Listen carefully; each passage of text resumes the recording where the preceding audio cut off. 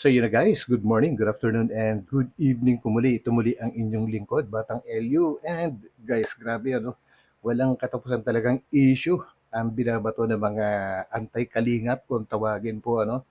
Lalong-lalo na yung hinahanap ni Kapeso po na 20K. Nako, grabe.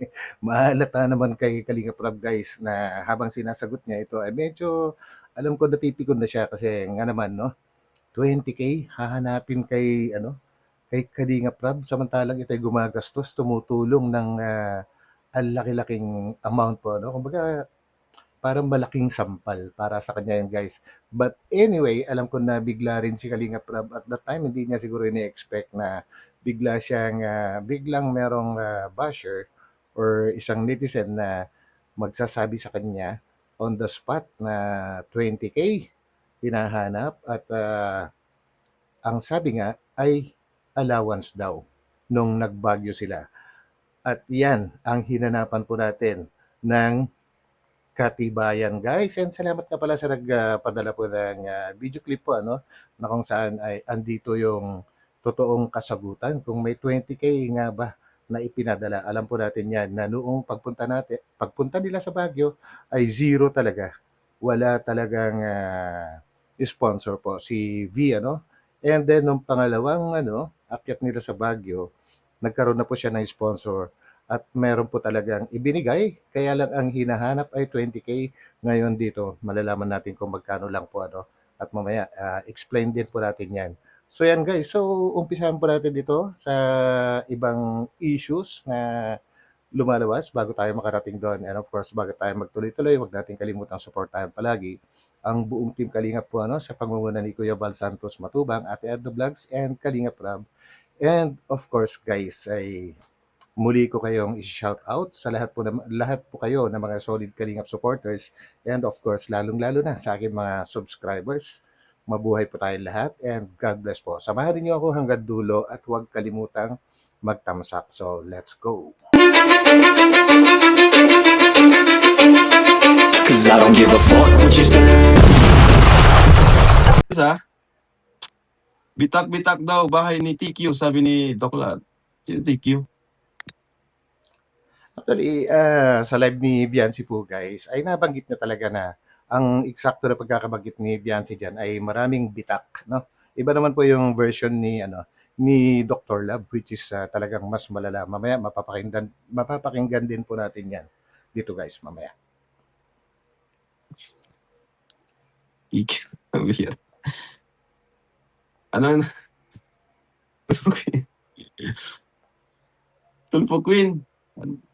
Grabe. Bakit Tulfo Queen ang tinawag niyo? Pira naman ito mga to. Oh. Bakit Grabe tinawag yung kayo. Tulfo Queen? Bakit naman bitak-bitak? Bitak-bitak issue na.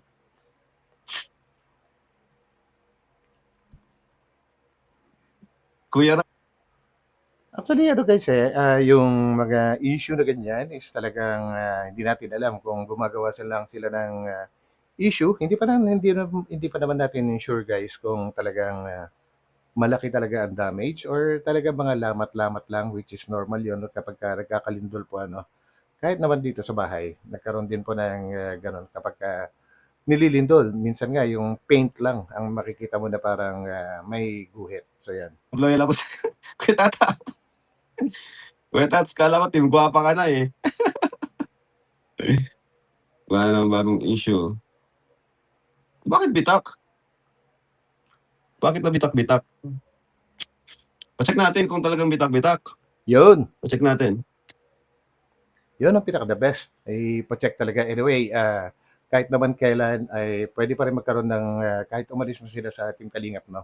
Meron pa ring access ang Team Kalingap diyan dahil nga po ano, sila pa rin ang totoong naging dahilan kaya nagkaroon ng bahay ang pamilya ng Batalero. So if ever na gusto nila mag-check, ay meron pa rin silang karapatan diyan, guys, no? Lalo-lalo na kapag mga may reklamo. So yan. So pakinggan po natin yung sinabi naman ni Dr. Lab na talagang mas malala dito guys.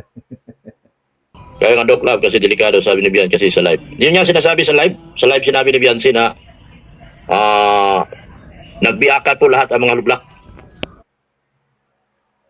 Nagbiyakan daw lahat ng mga hollow blocks. Sinabi daw ni Beyonce, guys, kayo nang bahala. Kayo nang bahalang humusga doon kung gano'n nga yung pagkakasabi. Yung kanilang taas ay mukhang wala ng silbi.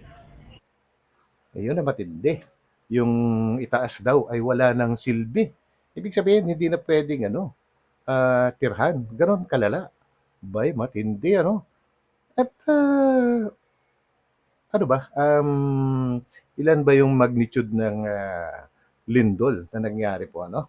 Baga parang hindi naman ganon siya kalakas para mangyari yung hindi na pwedeng pakinabangan or wala ng silbi yung itaas ng bahay. Ibig sabihin, second floor siguro yung sinasabi, itaas ng bahay. Wala na raw silbi. Napakatindi naman ng pangyayari, no? Sayang pera. Sayang pera. Tinipid. Ano Grabe ang issue. Sayang ang pera. Tinipid. Sino ang nagtipid? Grabe. Alam ko ang may pinakamalaking gastos pa rin dyan, kung tutuusin. Correct me if I'm wrong po, ano? Si Kalingap pa rin. Kasi milyon ang nilabas niya dyan. No? Bakit niya kailangan tipirin? Di ba? yan? Kasi di 4 hollow block tapos walang beam. Walang D4 na hollow block. Yan po yung size ng hollow block na pinaka-standard para sa mga, ano po guys, para sa mga residential houses dito sa Pilipinas. Pangkaraniwan po yan na sukat. Ewan ko lang kung may gumagawa ng mas maliit pa dyan. Kasi yung kasunod na sukat niyan na mas malaki, di size na kung tawagin, ginagamit naman po yan na talagang mayayaman po, ano, mas makapal siya. Mas makapal, mas malapad. So, ibig sabihin, mas matibay talaga yun. Pero mga mayayaman na po talaga gumagamit doon. Pero ang standard size is yung D4 kung tawagin. So, yun po. At yung sinasabing walang beam, ay, inspect na lang. beam kasi yan. Yung parang ang alam ko, walang beam yan. Kaya Grabe. nag 5.7, gumalaw ang ano. 5.7. 5.7, magnitude 5.7 daw, sabi ni Doc Lab, guys. Totoo ba yon? Check nga po natin. Hindi na Baguio ngayon ang problema. Lindol na. So ito guys, no, ito po yung totoong report. At ito ang pinakasentro ng lindol sa ano po, sa Albay. Ang magnitude po doon is 5.3 lang. Ngayon, ang sinasabi ng Doc Lab ay 5.7. Nako, nadagdagan guys. Hindi talaga nagtitipid. Hindi siya nagtitipid sa ano, sinasabi niya, nadagdagan na. Samantalang ang Cam Norte ay napakalayo sa ano po ano sa Albay. So grabe talaga pagka mga issue na ang pinag-uusapan. Meron andiyan na yung tinatawag na dagdag bawas, di po ba? So tuloy po natin. Maganda yan, ipag-iba. Naku, mukhang pag giniba yan, wala na silbi yan. Lahat yan. Wala naman silbi, wag kang gumawa issue. Ha? Ba't ako gagawa ng issue? Eh, Beyonce nagsabi, bumiyak-biyak ang bahay nila. Hindi ka kasi Kayo nang bahala dun guys kung nagtutugma ba yung sinasabi ni Doc Lab tsaka ni Beyonce. pabuldos.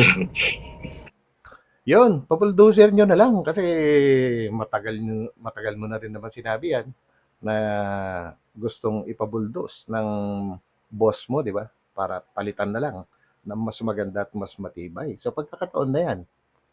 Di ba guys? Big time eh. Baka yan ang next project ko. Oh, Pagkatapos yun na.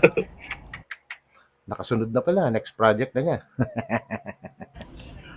Hindi ko alam kung ano itsura ng bahay nila. Yan. Sa dulo, sinabi rin niya kung hindi niya alam kung ano itsura ng bahay nila. Samantalang kanina, nasabi niya na wala nang silbi ang itaas at nagkabiyak-biyak ang mga hollow blocks. Ngayon ay sinasabi naman po niya na hindi niya alam ang itsura. So, kayo na rin ang bahala dyan, guys. Eh, mahirap magano ngayon. So, ito guys, puntahan muna natin siya, no? Si yung kung ano naman masasabi ni Kalinga Rab dito, sinabihan siyang drama king at kung ano-ano pa sasagutin niya dito ang mga issues guys. Si Drama King, asa na yung 20K para kay Beyonce? Ayan na. Ha? Ang 20K. Ano sa amin sponsor na bigyan ng 20K tapos hindi natanggap ni Biancy ang buong 20K. Anong 20K? Siyempre guys, no, nakakabigla talaga yan. Lalong-lalo na kung ang hinahanap po ay ilang taon na ang nakakaraan. Ang alam ko dito ay almost 2 years na po, ano? Kasi alam ko, birthday din ni Kuya Bal yun. And baka magto 2 years yun sa, ano, sa November. Itong kaling November po siguro. Hindi ko lang sure. O baka mag 3 years na. Di ba? So yan.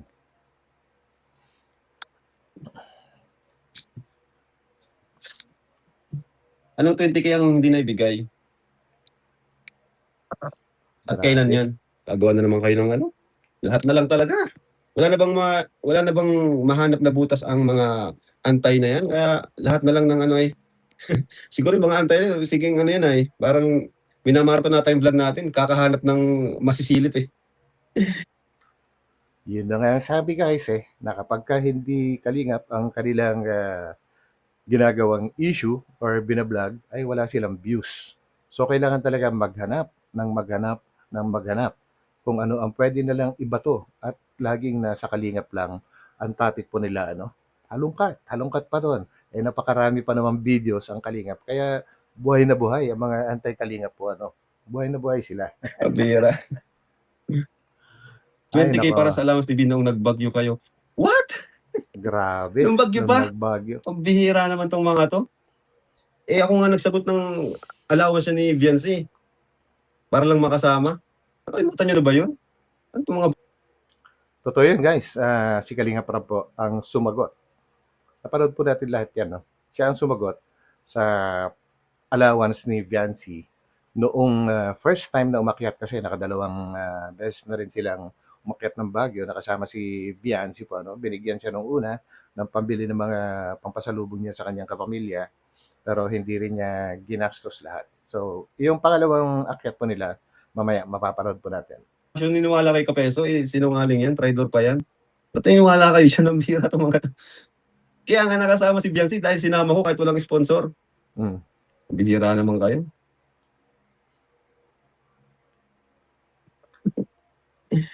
Sinama ko ngayon kahit walang sponsor, akong sumagot. Tapos 20K. Ang 20K, wala akong inaano. Saka ba't ako magbubulsa, pambihira. Anin ko yung 20K na yan. Mga basher, anin ko ang 20K.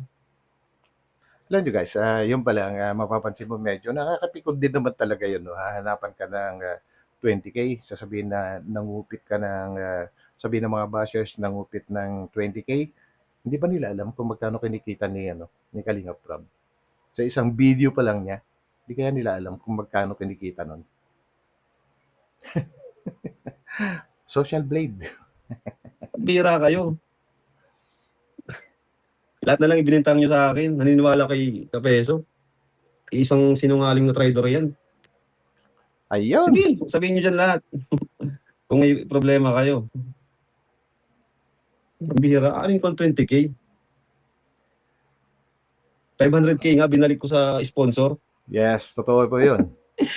Pira naman tong mga to. Ang baba ng 20K. Iyaano mo sa akin, 20K. 500K nga, binabalik ko sa sponsor. At nakaka-insulto talaga yun guys 20,000. Tapos ibibintang sa'yo na kinupit mo or hindi mo binigay. Sobrang insulto para sa kagaya ni Kalinga Prab po na kumikita ng mahirap banggitin. Pero alam natin kung magkano halos ang kinikita po niya kada buwan. Nakaka-insulto po talaga guys yung 20,000. Bira kayo. Palibasa, yung si Kapeso, mukhang pera. Puro pera ang buka ng bibig. Kasi ganun siya, doon siya nasilaw sa pera. Diba? Yung mga mga nawala sa kalingap, nasilaw kasi sa Totoo naman yun guys. Halos lahat naman ng nawala sa Kalingap may issue. No? May issue sa ganyan. Kumbaga lalo pagka nakaalis na sila, ang dami ng kung ano-anong mga sinasabi, hanap na ng pera. Bakit nung nandyan pa sila? Bakit hindi sila naghanap? Hindi mas madali sanang mahanap, no? Kumbaga kapag ka nakaalis na, tsaka lang magsasalita, parang gumagawa na lang talaga ng issue. Sarili kong opinion lang po yun. Nasilaw sila sa pera kaya ang bukang bibig nila, pera. Nasaan yung pera, sponsor, pambihira kayo, 20K. Pagbibintangan niya ako sa halagang 20K, pambihira itong mga to. Too insulting. Nasa vlog No? mo kayo nakita ng sponsor na wala ng 20K. Aling 20K? Nasa vlog daw, nakita daw ng sponsor, guys. So, tingnan po natin. Kita nyo? Parang blooming si Carla ngayon, guys. Ito po yung ito po yung pangalawang akyat nila ng Baguio, guys. Bibigay ni Ma'am Annalyn Rollinson, allowance mo.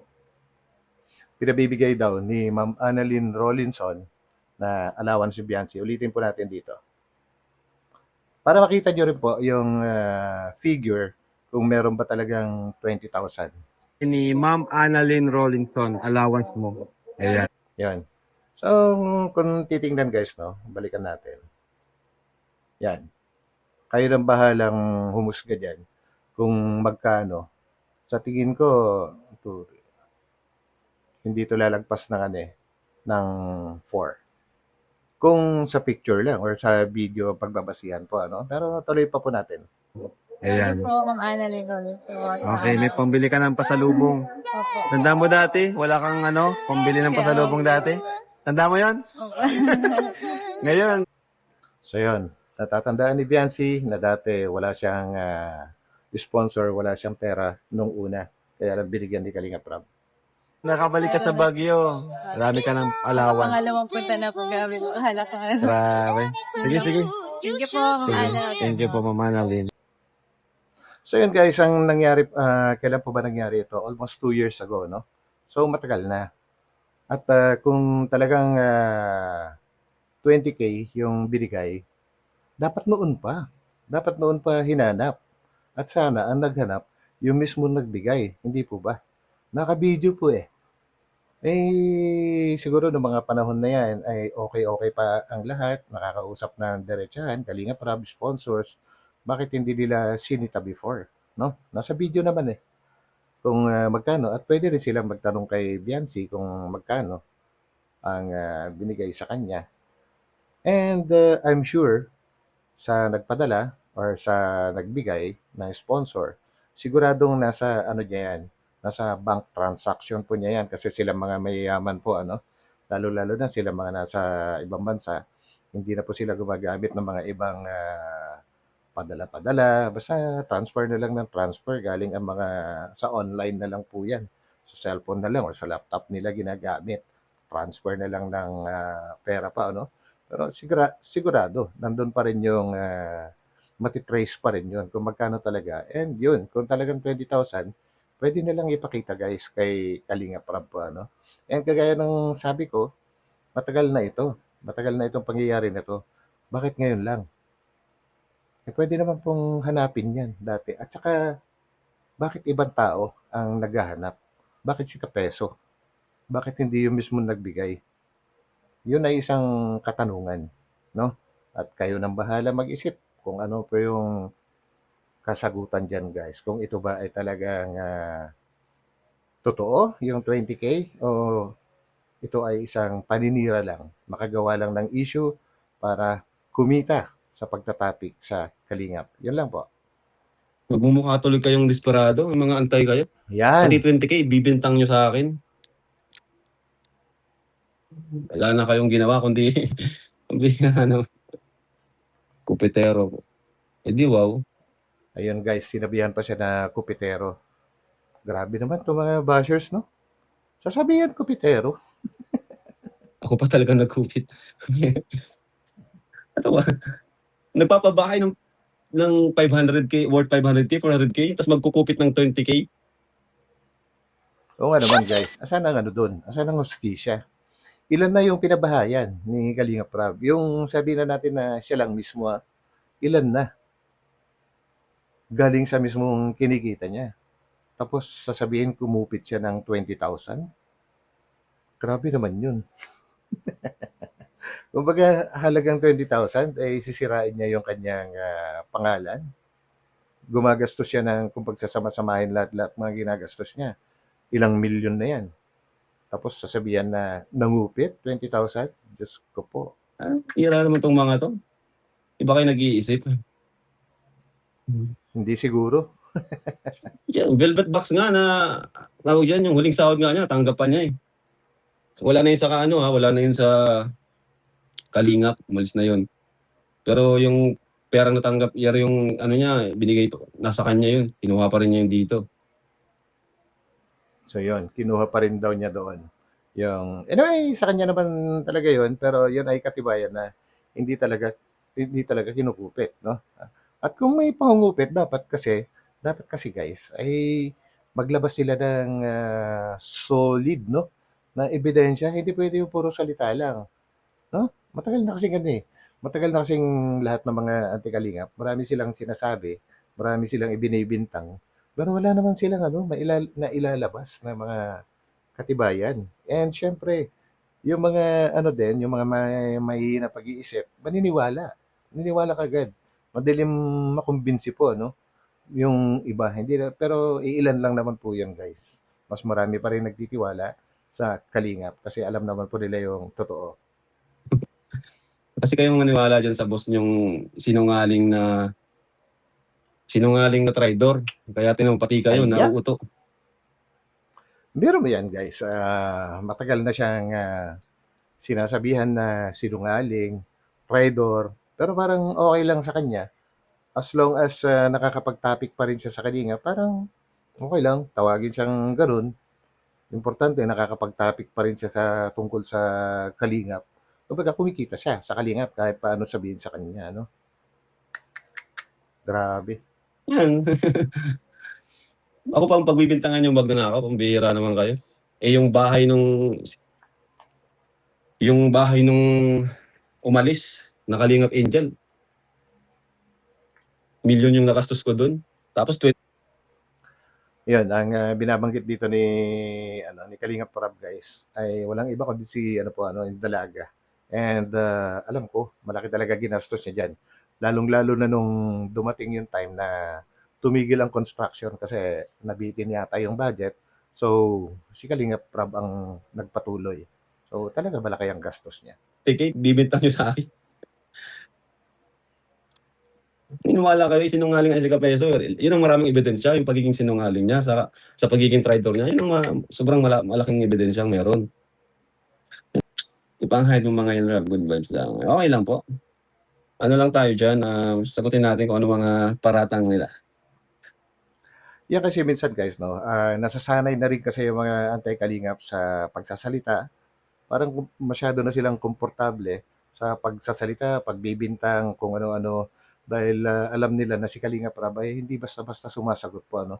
Napakabihira lang niyang sumagot or sagutin yung mga ini-issue sa kanya.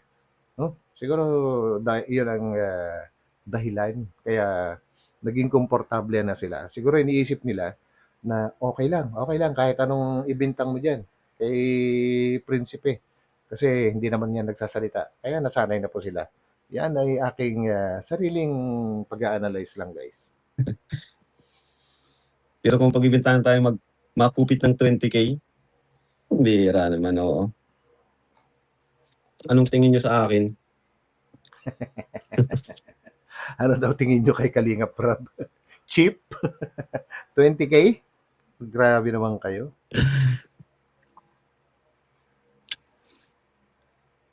Talagang ano na sila no? Desperado na. Pati mga old video talagang hinahalungkat nila.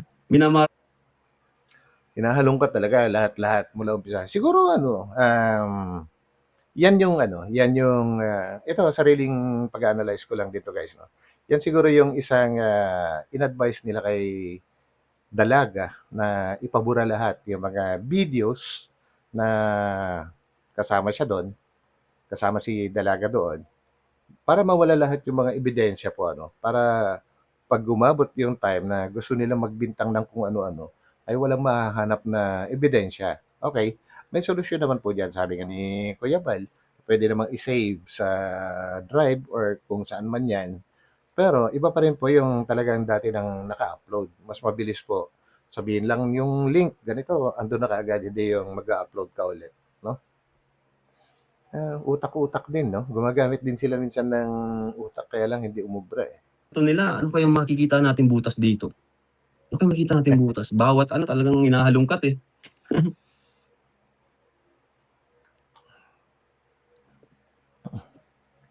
Matindi. Bira kayo. Baka gusto ni Talagang Kapeso yung pambira. 20K, ibigay ko sa kanya ngayon. Gusto niya, doblehin ko pa triplehin ko pa yung 20K para matahimik siya sa kakasinungaling niya. So yan, pakisagot na lang dyan kung gusto mo daw ng doble o triple pa ng 20K. Ibig sabihin, 40 hanggang 60, aba pera yun. Pumayag ka na.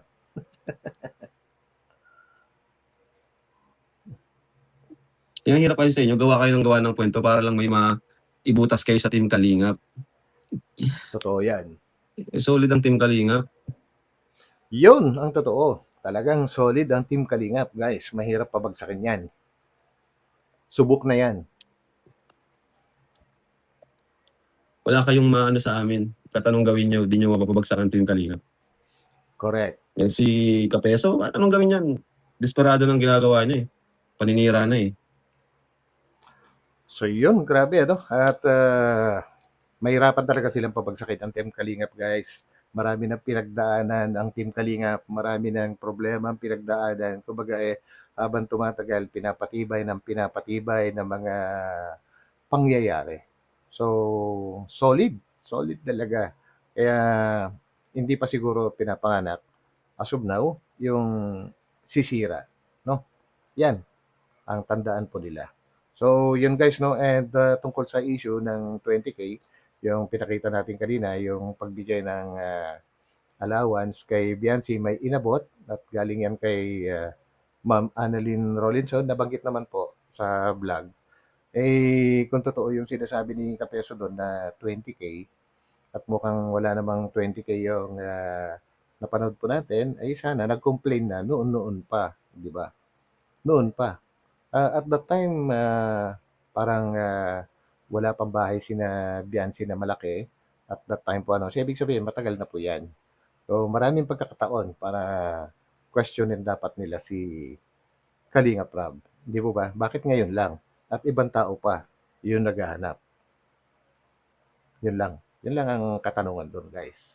So, yan. Hanggang dito na lang ulit. And, of course, ito muli ang inyong lingkod, Batang LU, and magkita-kita ulit tayo sa aking mga susunod na uploads. And so, mag-ingat po tayo lahat and God bless po. So, see you